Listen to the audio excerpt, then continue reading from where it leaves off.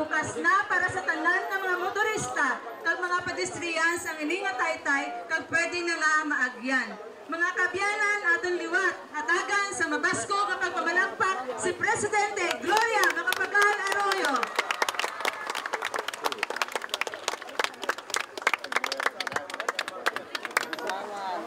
Congratulations. Thank you.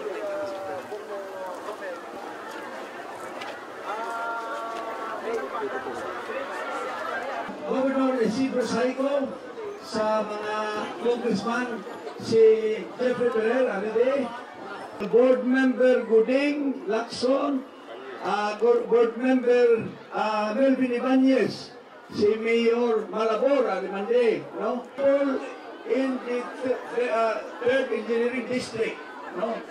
Kag mga barangay captains, mga students at the bridge. And it is an honor for us to welcome here to Hinigaran and Isabela. Salamat, Kid.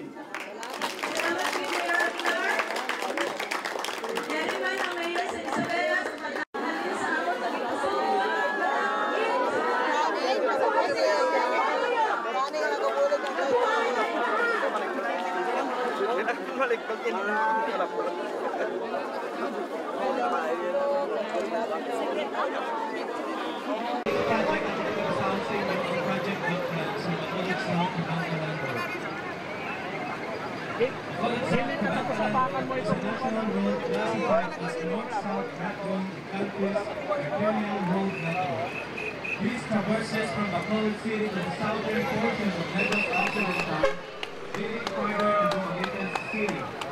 The capital of this Negros Oriental to Kabantalan Basay Road, thus being a major thoroughfare where daily continuous traffic of both lines and heavy vehicles is served. Continuous improvement have been done to the